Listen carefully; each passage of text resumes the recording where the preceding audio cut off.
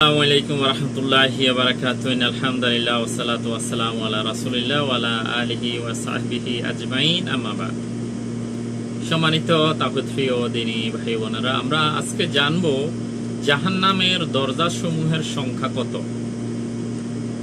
জাহান্নাম যেহেতু আল্লাহ তাআলা বানিয়েছেন এবং আল্লাহ তাআলা সেটা আমাদেরকে জানিয়েছেন, সেটা জানার একমাত্র উপকরণ হলো কোরআনুল কারীম।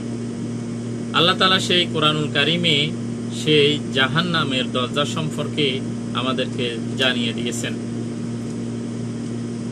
সূরা হিজরের 43 থেকে 46 নম্বর আয়াতে, অর্থাৎ দুটি আয়াতে আল্লাহ তাআলা জাহান্নামের দরজার সংখ্যা উল্লেখ করেছেন।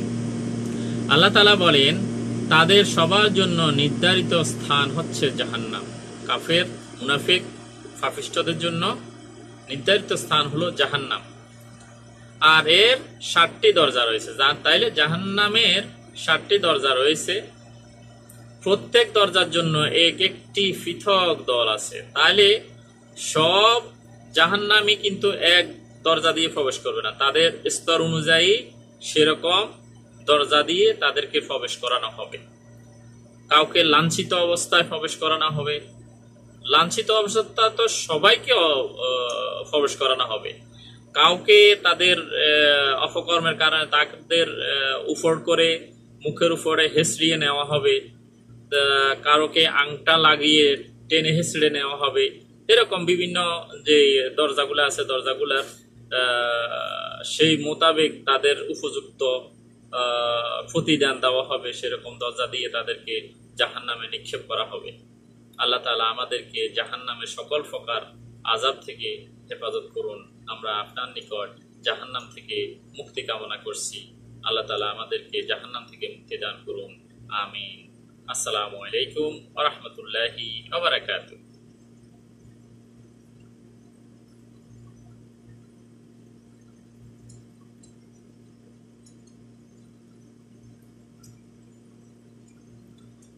আসসালামু আলাইকুম ওয়া রাহমাতুল্লাহি ওয়া বারাকাতুহু।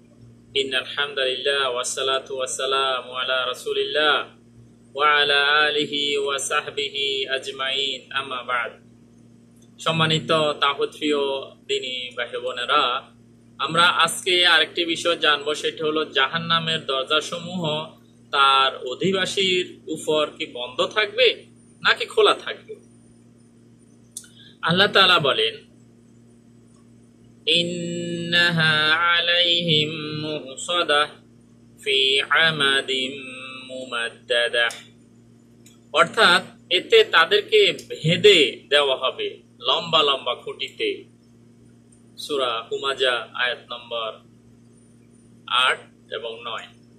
তাহলে জাহান্নামে তো তাদেরকে ফেলে দেওয়া হবে এবং লম্বা লম্বা খুঁটিতে তাদেরকে ভেদে তারপরে জাহান্নামে ফেলানো হবে।